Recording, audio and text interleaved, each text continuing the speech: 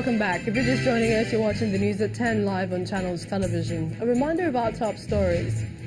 Late night blaze devastates more than half of Hazare's central markets in Katagun local government area of Bauchi State as traders count their losses. Victims of Saturday's destructive windstorm in Bauchi State shared tales of woe after losing property and loved ones in the disaster.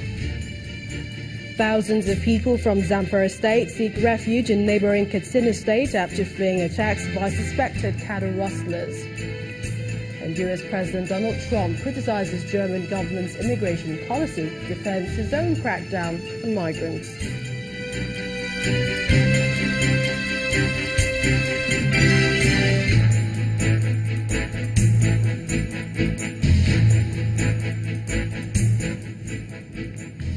ChannelsTV.com has more information for you, and on youtube.com/channelsweb you can watch our videos. You can also watch us on your mobile device via your browser or download the Channels TV app for Android, iOS and Windows devices from their respective stores. Besides giving you access to news updates on the go, the Channels TV and Channels 24 apps have an eyewitness feature that you can use to share pictures, videos or news of happenings around you. Just install the app, then tap and swipe to reveal the menu, and please follow the instructions. And to some of the images that you sent in, let's begin with this one from Court Road at Dogondutse area of Jos, the Pt.2 state capital, showing this dump site, which our eyewitness claims is behind his house. He alleges that the illegal dump site serves the neighborhood. He wants the appropriate government agency to clear this filth to prevent an epidemic, which he claims is imminent if it is not checked. And still on illegal dump site is this next image from Surulere, Lagos. The eyewitness reporter is worried that this constitutes a health hazard to people in the neighborhood. Finally, is this image from Ayetoro Street in Akoka, Yaba area of Lagos State, showing this bucket of oily water. Well, our eyewitness reporter says that this is the condition of water from wells in the area. He's worried that the contamination could have resulted in leakages from an underground tank from a nearby filling station. He's calling for urgent help. Thank you for sending those pictures, and remember that you too can report events around you. But let's get back to taking a look at disaster management as we reconnect with our guest who is joining us from our Abuja studios, Mr. Kayode Fagbemi, the Acting Director Relief and Rehabilitation at the National Emergency Management Agency. Thank you for your patience. And you were talking about collaboration of the agencies, and I was asking that, are you sure that sometimes you're not overwhelmed? Because this appears to be the case in responding to disasters in Nigeria. All over the world, disasters has increased in intensity and frequency.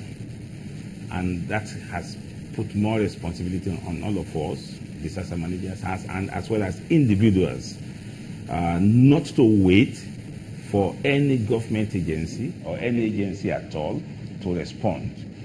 There are things we need to do to reduce the risk of reduce the risk we face, to reduce the hazard in our environment.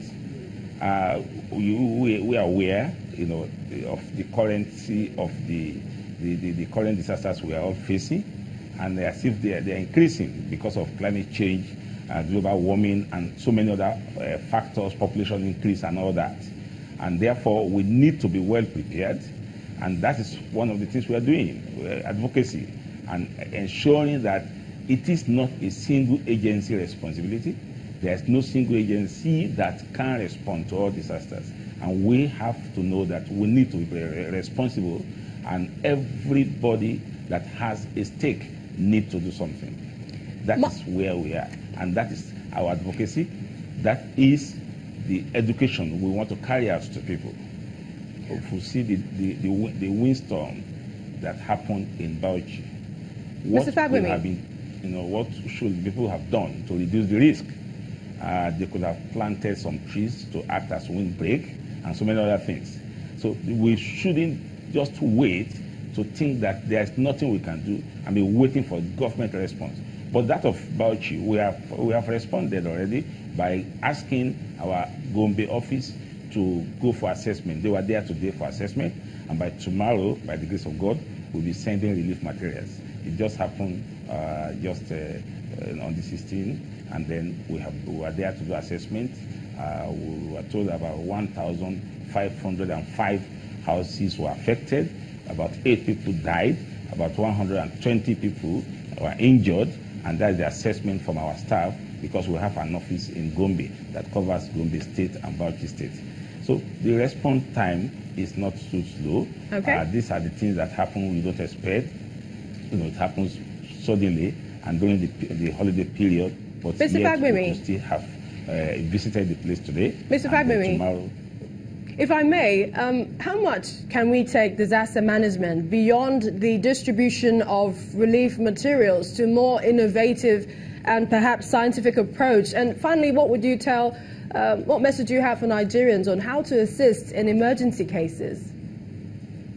Thank you very much. This is where we are going. That is our ultimate. Not for people to wait for relief. Relief can reduce the risk of disasters. There are two major factors that affect, the disasters in a community. If there's a hazard, what is your capacity? The capacity of the people to cope and to respond. And then, how are they able to reduce the risk?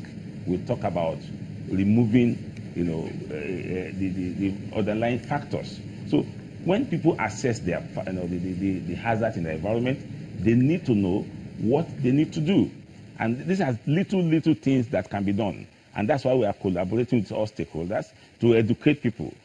For us in NEMA, we have gone beyond relief. We have Department of Disaster Risk Reduction. We have the Department of Planning. And so we're working towards educating the communities, knowing fully well there are things that can be done before disaster happens. And if you take some measures, you are not likely. The impact may be low, okay? You are able to mitigate the impact, or you are able to reduce even the risk totally. Thank you. So these are the things we need to do, and these are the things we are encouraging people to do. Thank you for your time, Mr. Kayode Fagbemi, Acting Director, Relief and Rehabilitation at the National Emergency Management Agency, NEMA. The People's Democratic Party, PDP, is closing ranks among its fold to ensure victory for its candidate in the July governorship election in Ekiti State. Members of the Governorship Election Campaign Committee have been arriving in the state for meetings aimed at fine-tuning strategies for a victorious outing. The 44-man team set up by the party says efforts will be made to mend fences where necessary, even as party stakeholders warned against election rigging. I have come here to assess the situation on the ground, to confer with the governor and the party in Ekiti State. We are satisfied that the PDP is very well prepared for this election, and we hope the Pt.2 will get ready for the election and will abide by the results of the election's outcome. The PDP leadership is in the state today to further strengthen our hands and assure us of their support. And we want to say that this election is the election of the people, by the people, for the people. And it must be so. And it must be allowed to be so. The Ekiti election is not only about Ekiti. It's not only about Nigeria. The whole world is watching. So we are looking forward to observers all over the world, international communities, because I am a voice they want to suppress. And I cannot be suppressed because my name is Peter.